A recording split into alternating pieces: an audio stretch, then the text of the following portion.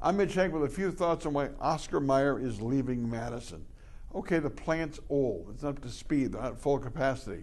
Maybe the Davenport option looked better, but they're also getting money from the city and the state to go there. Governor Branstad in Iowa met with corporate officials in the spring. We saw where New York's governor, Andrew Cuomo, gave $20 million to keep plants operating in New York. That's what it is now. We try to outbid each other.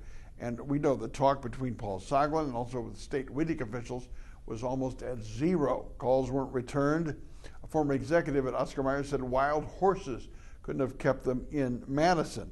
Now, conservatives say, well, it's because of Madison's taxes and regulations and property taxes and that kind of thing, and that's why they don't want to be here. Well, grain of salt with that.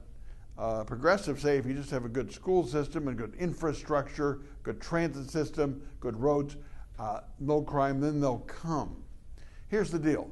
It's not one or the other, it's both. We have a screwed up system with our corporate tax code. If we just said, look, we're going to do what Tom Pocken, former chairman of the Texas Workforce Commission, recommends and simply get rid of the corporate share of the payroll tax and the corporate income tax and simply have a 9% value-added tax on all domestic producers. If they export, they get a 9% credit against it. We would bring all these companies back, bring all this manufacturing back. The tax base would be bigger and fatter, and workers would have more money. We would have more taxpayers and fewer tax burdens. It would be good. More revenue would come to the government, and life would be good. Competing with Germany, a 19% value-added tax, Mexico 25%. How are we supposed to do it? I mean, I know taxes aren't everything. We have labor costs, but the point of it is if you got rid of that tax burden, they would come here. Then they would take advantage of the U.S. work ethic, the U.S. roads, the U.S. education system compared to other countries. Then it would matter.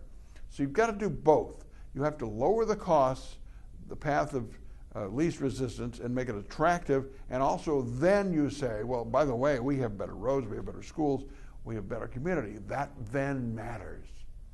If you don't have the former, you can't do the latter. Ask the Rayovac officials who moved their headquarters to Atlanta. They're moving the Oscar Mayer, the Kraft headquarters down to Chicago. I mean, it's not just an either or, not a simple answer. It's not a left or right thing. It's a combination of things. We have to start thinking about it not just as a city and a state, but as a country. My 2 cents. My 2 minutes are brought to you by Edge Construction and Capital Consultants. Bill McCoshen, a lobbyist who gets things done downtown. We can argue about this and other things on the radio on Monday morning at 8 o'clock on 92.1 FM The Mic, The Mitch Henck Show. Talk to you then.